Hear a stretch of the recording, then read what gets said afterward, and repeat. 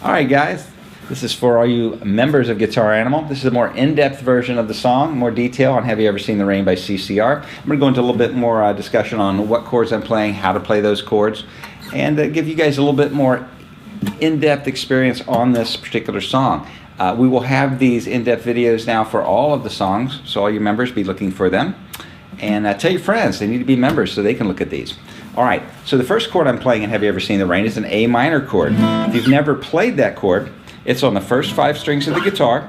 It's the open 5th string, the 2nd fret of the middle 2 strings, 1st fret of the 2nd string, and the open 1st string. And that's the first chord to the song. Most of this song is going to be strummed with what's called a straight 8th note strum, and that's just 1 and 2 and 3 and 4 and. The only exception to that is at the very beginning of the song I go just a real quick down up on the A minor. You'll see that reflected in the tab. It kind of starts the song. It's like, hey, I'm doing something here. It says, you saw that immediately after I did that 16th note, which was just, I went right into the 1 and 2 and 3 and 4 and. I'm going to continue that strum pattern going to the F chord. The F chord, the way I'm playing the F chord, I'm not barring the full bar. You could bar the 1st fret and then play the 2nd fret of your 4th and 5th strings, 1st fret of your 3rd string, and then of course the 1st fret on the 1st, 2nd, and 6th strings. Also notice the capo here. We didn't talk about this in the regular video. This guitar is tuned down a half step. I do that because it makes the strings want to vibrate a little bit longer. It's easier on the top of the guitar and a little bit easier to push down the strings. So the reason I have a capo here is I'm tuned down a half step, but the capo brings me right back to standard tune. But it looks like I'm playing a song in which would require a capo, and this is not the case on this particular song. And in a lot of the videos coming up, if I'm using this acoustic guitar, it will have a capo at the 1st fret when I am playing in standard tune. So that's a little bit more insight into what I'm doing here with my guitar. All right, back to the F. You could bar the full bar F. What I'm doing instead is I'm using my 1st finger to hold the first 2 strings down for the bar, and my thumb coming up over the top to hold down the 1st fret of the 6th string. And then I just form the rest of my F with my fingers in front of it. And the reason I do this is it allows my hand to stay in the open chord posture. What that means is like chords like C or A minor or G or D or G, any of those, I don't have to bar, and I don't want to bar for just one chord, the F, because I only go to the F for one measure in this song, and then I'm right off of it again. So that's why I'm holding F that way. So from the top again, the A minor with our 8th note strum, our F 8th note strum. The next chord you're going to see in the music here is a C G. What I'm doing is you take your regular C chord, move your ring finger to the 6th string, 3rd fret, that's a G note, and then put your little finger down where your ring finger was on the 3rd fret of the 5th string. This creates a chord that's a C G. It's a C chord with a G bass note. It's a trick that we borrow from piano players. A lot of times they'll play a C chord with the right hand, but they'll play a G note for the bass note. A G note is in the C chord, but is usually not the bass note. It makes the chord sound a little bit fuller here. This is a regular C and a C G. More robust, a little bit fuller. So that's what we're using in this song. C, G. Then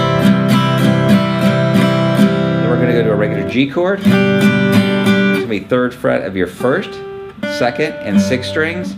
5th fret of your, 2nd fret of your 5th string, misspoke. And then the open middle 2 strings there. Your 3rd and your 4th are open. And that's G.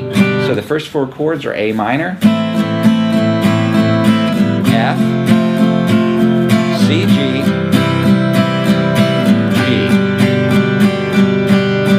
we settle into the main body of the song, C, G, going into the verse. A lot of strumming on this. We continue to strum C, G until we get to the G chord. For 2, back to C, G. And that is how the verse is constructed for this song. For the chorus, we have a breakdown. We start with F, the G chord, and then the breakdown will be C, G for 4, 1 and 2 and C, B, 3 and 4 and A minor, 1 and 2 and C, G, 3 and 4 and, then we repeat the whole thing. Back to the F, G, break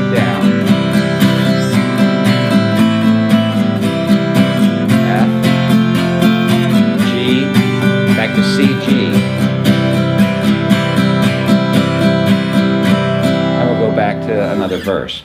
All right, so the chords that I played for that breakdown, C, G, we already discussed how to play that.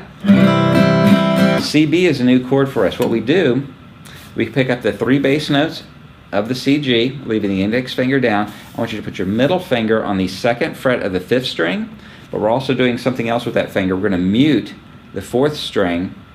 All I do is let my middle finger touch the 4th string so it doesn't sound, and we play 5 strings on this chord. We're only going to hear 4. We don't hit the 6th string, obviously, and that's called a CB. It's a C chord with a B bass note. Then a regular A minor we discussed earlier. Then we go back to C, G. And we just F, G,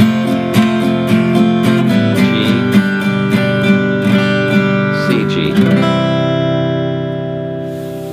I hope you members enjoyed this more in-depth lesson on what I'm doing in this particular song, with how to play the chords and the strum patterns. Give us some feedback on it. Send us some comments. I want to hear what you members think about having a more in-depth experience on these songs. Keep jamming.